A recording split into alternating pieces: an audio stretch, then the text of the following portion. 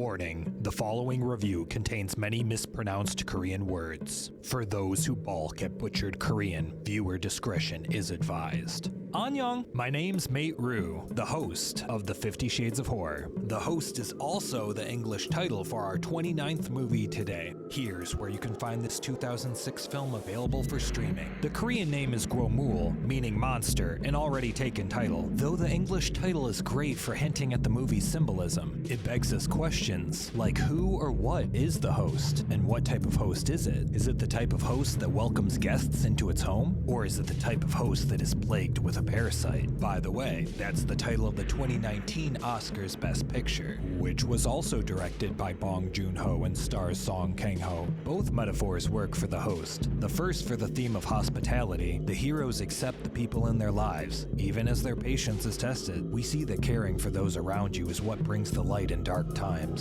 The biological metaphor for the host seems plain. It's South Korea itself, but what organism is inside, sapping its strength and changing its behavior? That's the good old US of A, made obvious in the opening scene. At an army camp, an American supervisor gets crotchety. For arbitrary personal reasons, he toxifies their ecosystem. They are toxic chemicals. Pour them right down the drain. If I pour them in the drain, they run into the Han River. The Han River is broad. Let's be broad-minded about this. And there is a lot of formaldehyde to be dumped into the Han River. The wake of death this poison leaves is small at first, as these fishermen see. A mutant fish frog swims by, small enough to fit in a cup. But in a few more years, the creature has grown larger than a car. This monster, born from indifference, threatens the lives of all near the river, which goes through the middle of Seoul, a city of nearly 10 million people. On the riverbank, there is a food vendor stand owned by the Park family. These underdogs are the heroes in the story, led by Grandpa Hee-Bong. He lives in this small cart with his son Gang-do and his granddaughter Hyun-so.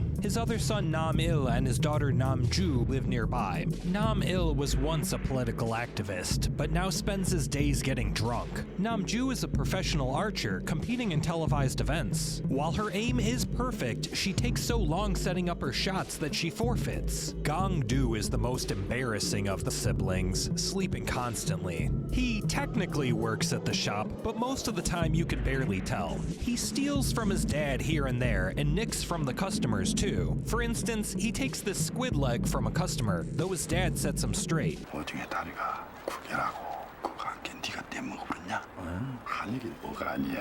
That's what's endearing about this family. They're striving to be better. Even though Gang-do stoops so low, when he's told to make it right, he does. His amends are honest. He hopes the free replacement balances his bad deed. The Parks look to Hyun-so to bring their family out of their mediocrity. Though only in middle school, she evinces a confidence that shows promise. Aware of how lowly her family appears, she hides the signs from her peers. 이게 터질 리가 있겠어, 이게?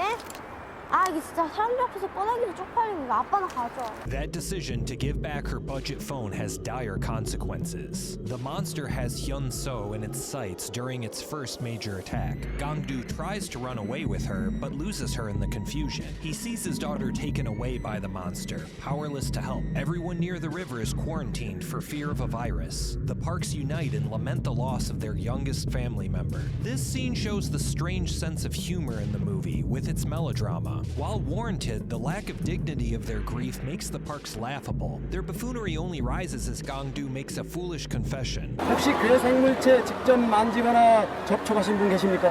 만진 건 아니고요. 그놈 피가 얼굴에 팍 이렇게 몇 방울 튀었는데.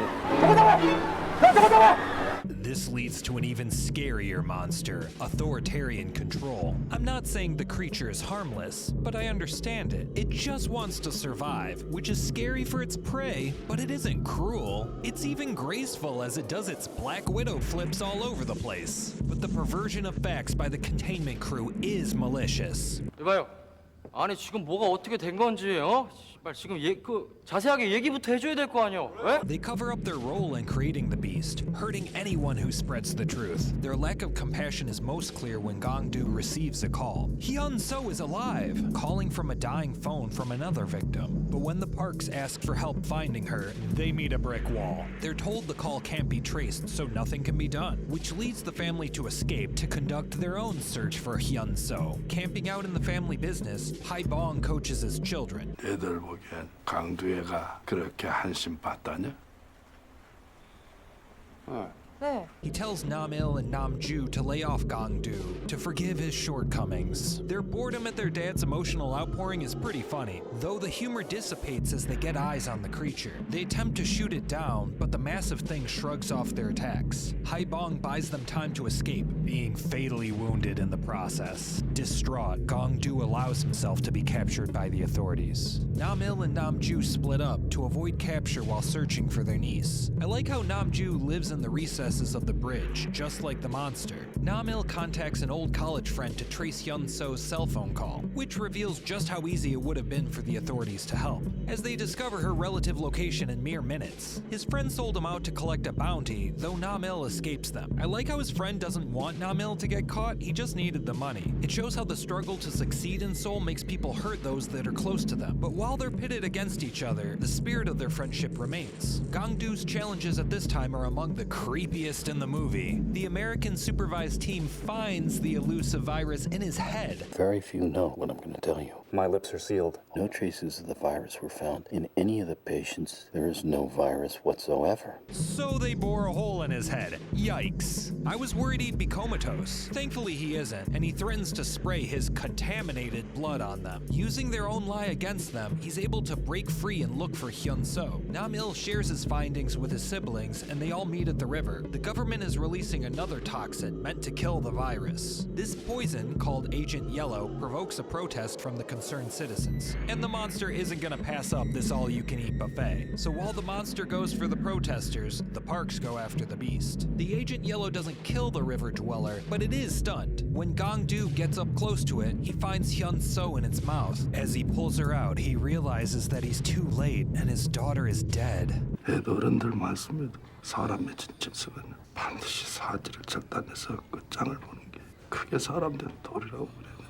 In a rage, the Park family rally to kill this monstrosity. Nam-il hits it with Molotov cocktails, drenching it with flammable fluid. Nam-ju strikes its eyes with a flaming arrow, engulfing it in fire. And before it could douse the flames in the river, Gong-do spears it with a pole. With the monster defeated, Gong-do surveys the surroundings and spots a child. He walks over to revive him, hoping he has some connection to Hyun-so. As the boy has survived, he can share his experience with Gong-do. The film has been cutting back and forth from the missing girl and her search party. Her painful desperation to escape and survive is heartbreaking. The worst is when she dreams of being back home with her family. She is starving in that wretched pit, so she dreams of simply sharing dinner with them. And when we're presented with this dream, we're not aware it's fake at first, which makes it all the more painful when the reality sets back in.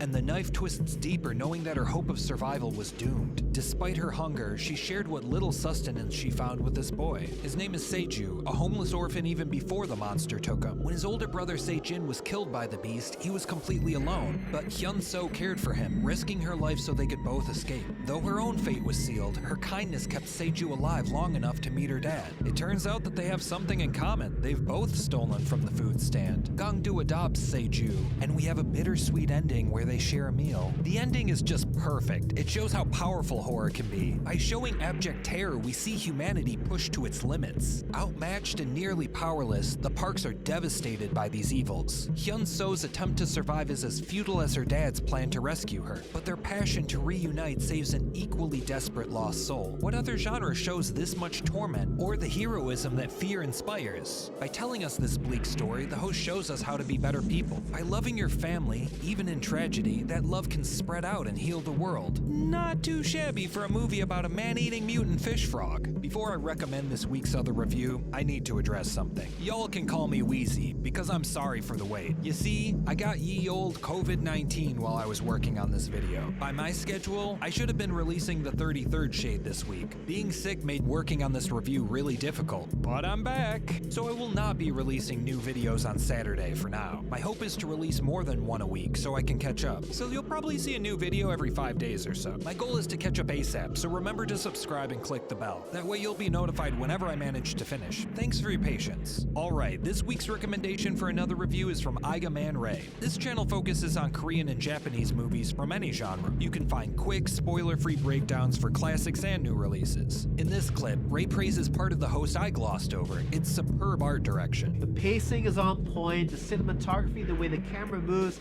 everything is brilliant. It extends beyond that normal monster movie. I think because at its core, this movie is a monster flick. Go to the description for a link to Eiga-Man Ray's The Host movie review. The next shade of horror will be 2017's Mother. Here's where you can find this allegorical movie available for streaming. You may be wondering, why do I keep picking all these great movies? I figured since you spend all your time here, I want to make it a paradise. See you soon.